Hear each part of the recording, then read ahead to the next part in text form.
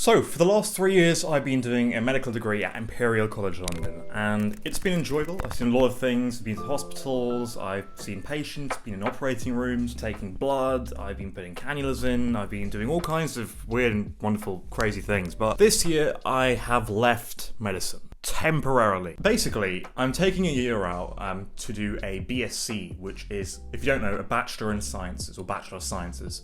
And this is basically, think about it like a gap year, where you take a different degree, which is not medicine, for a whole year, and you come back to complete your 2 clinical years at the end of it. So I haven't fully left the medical program and taking a break from it. And this break is kind of a compulsory break. So at Imperial College, you have to take a BSc, and that's probably a political decision on behalf of the university, or whether they think it's good for us, I don't know, but that's a decision that you kind of have to agree on when you begin your medical program. You can't complete it without doing the BSc. And a lot of other universities also have a BSc implemented into the medical program. Some of it's voluntary, some of it's compulsory, so that's exactly what I'm doing. Now, the BSc itself, essentially when I say a degree, you can take any vast range of degrees. So I like to branch into medical related and non-medical related. So there are non-medical related degrees like PHUM or philosophies and humanities, law, management, a bunch of degrees you can do.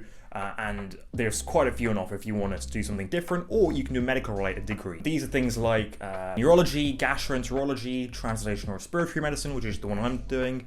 And there are kind of ones in the middle, like biomedical engineering, which is kind of medical, kind of non-medical. So, you know, there's a good variety on offer. And Imperial offer about 25 to 30 themselves, and you also have the option of doing other ones offered by other universities. But let's first of all talk about what I think of it. And what I think of it is this. I think it is good for some people and it's not good for other people. So I can't sit here and say that the BSc is terrible, because it's not terrible. The obvious, negative of doing this is that I'm going to graduate a year later than most other people doing medicine, or anyone who's not doing a BSc degree. I'll graduate 1 year after that. So yes, it is postponing my graduation when I work, when I start training, all by 1 year. And that, a year is not a huge amount of time. If you consider medical training being 10 years plus, 1 year is really not a long time. And most people will end up delaying things by a year to take time out or to do an F3 year. There are plenty of places where you're going to be taking a year out. So a BSc itself, time-wise, is actually not that big of a deal, if you think about it. The other kind of negative is that the BSc is kind of becoming a little bit less important generally. The main thing that people talk about when they, discuss BScs is applications. Now, applications are going to be very common for you, not only when you join school, but when you apply to medical school,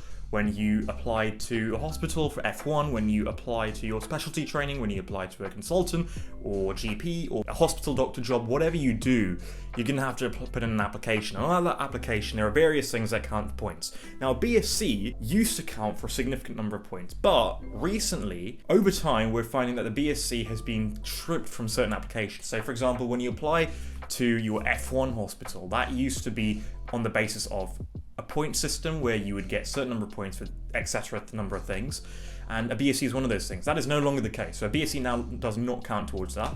I believe in some training pathways now a BSc is counting for less. Various things being taken off the application criteria, things like going to conferences, publishing things. I believe those don't count anymore for some training pathways. But it's difficult, you might be watching this at a certain point in time where things have changed entirely. So applications, in my opinion, aren't the best way to go off choosing what you want to do, because applications change every year, and we're finding that a lot of things are being removed from the criteria nowadays. So I really wouldn't think, this is going to be useful for me 15 years down the line, because 15 years down the line, things are going to change completely. There may not even be the same training pathway 15 years down the line. So I would definitely say applications are useful for you if you're going to be doing them next year. But, if you're like a 3rd or 4th year medical student, even a 5th year, I really wouldn't think too hard about that, because things are changing every day now. That's what I have to say on that. The other thing that you should really be thinking about most importantly is your learning. Now, your learning will 100% be affected in good and bad ways. So let's start with the bad ways. You will probably forget a lot of medicine by the time you start 5th year, and this is normal. For example, me right now, thinking about what I was learning for my 3rd year exams, I don't think I would have got the same mark if I sat them right now, because I haven't touched neurology, cardiology, pediatrics. I haven't touched any of that in months. So a lot of that is completely forgot. But the good thing about the BSc is that if you do a medical related BSc, you will be arguably an expert in whatever BSc that you do. For example, respiratory medicine, which I'm doing, I would say that I'm actually quite good on respiratory medicine, probably even better so than I was in third year, because I've been doing respiratory lectures for the past 2.5 months straight. So, you know, in fifth year, it's going to make respiratory medicine and pediatric respiratory medicine a lot easier for me because I've done a year on it. So if you do a medical related BSc, that's the major bonus of it, because you will be really good at that BSc in particular by the time year 5 comes around. Also, you will learn a lot of research skills that you will never learn at medical school. So things like lab work, constructing clinical trials, learning how to publish articles, you will probably never really learn specifically in medical school. But in a BSc, that is what 99% of your start time will be spent doing. And if you're not that kind of person, it might seem like a waste of time, but it's still important. These skills are still transferable in medicine, no matter where you go, and you'll inevitably have to do some sort of a research thing at some point, whether it's, you know, particularly in-depth research or just superficial things like an audit, for example. You will probably do something at some point, so it's never not useful to have these skills in your bag. So I would definitely say it's useful in terms of your learning. But my overall conclusion and overall what I think is that I'm 3 months in, so I can't really cast any kind of an answer, but I think I'm kind of swaying on the side that it is useful. And I still think, even though it doesn't count for, you know, your F1 applications anymore, even though it's a year delayed, even though it might not be as obviously useful as it was, you know, a while ago, I still think there are a lot of skills that I never would have picked up on it. I've met a lot of new people that I would otherwise never have met before. And yeah, I've just really enjoyed it.